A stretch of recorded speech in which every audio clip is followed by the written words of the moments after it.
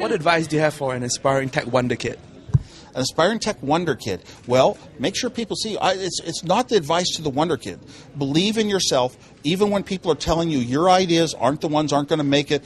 Other people, it's done other ways. Believe in yourself very strongly, and then hope that you run into people that, maybe people that have resources, money, support, that will be able to see that in you and see that you're the sort of person that maybe you haven't designed something in a certain area, but you're the one who's probably going to be able to do whatever it is better than others. I spot that in a few kids here and there in the world, and it's hard to communicate to companies these days. It doesn't fall into the standard spreadsheet. I think every large company, the CEO should have a little independent side division, of one little whiz kid here and a whiz kid there, and watch what they do. And sometimes that'll give the company incredible products for the next 10 years.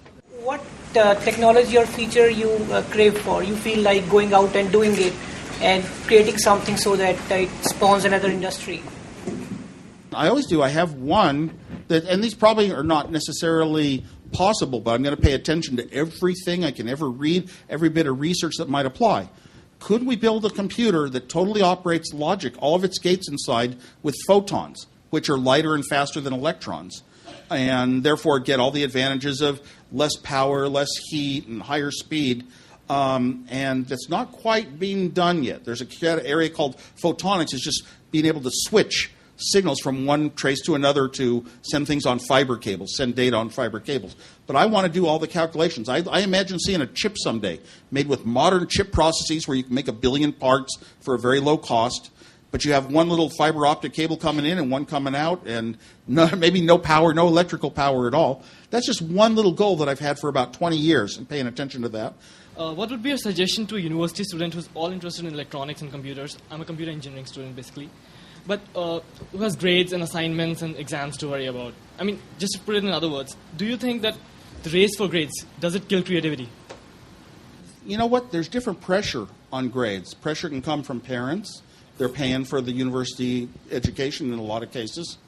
And it can come from your background of being brought up. And I don't think the race for grades kills it. Trying to get a good grade, I think, is okay. You put all your learning, as a matter of fact, if you work on a project very hard to learn it deeply, later on, when you're in work and you have a project at work, you're going to have it in your personality to work very, very hard to get that done if it's important to do. So I don't think it hurts it. However, I think that it's a very important time in your life to have free time. And best not to go partying all over the place. Have free time and explore. Like I said, I bought every computer manual. I read them all. I sat down and tried to design things. I thought about it day and night. And it really helped me develop a skill in what I loved in my heart. But I didn't ever feel that going for grades, I was a good student. Matter of fact, I believe so much in the heart. Here's an example. I had all the top college entrance scores, SAT scores, 800s on all the math and science SATs. But you think I would go to some top school like MIT. I flew out with some friends, my first time ever out of California. We flew to Colorado. We visited a university that one of their parents had gone to, and it snowed that night. I'd never been in snow in my life. Never. I was only going to apply to that college and no other college because I wanted to go where the snow was.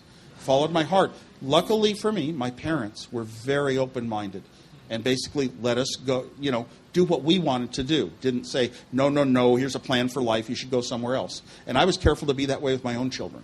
Not to tell them, college, you don't look at a college and you try to pick it by prestige.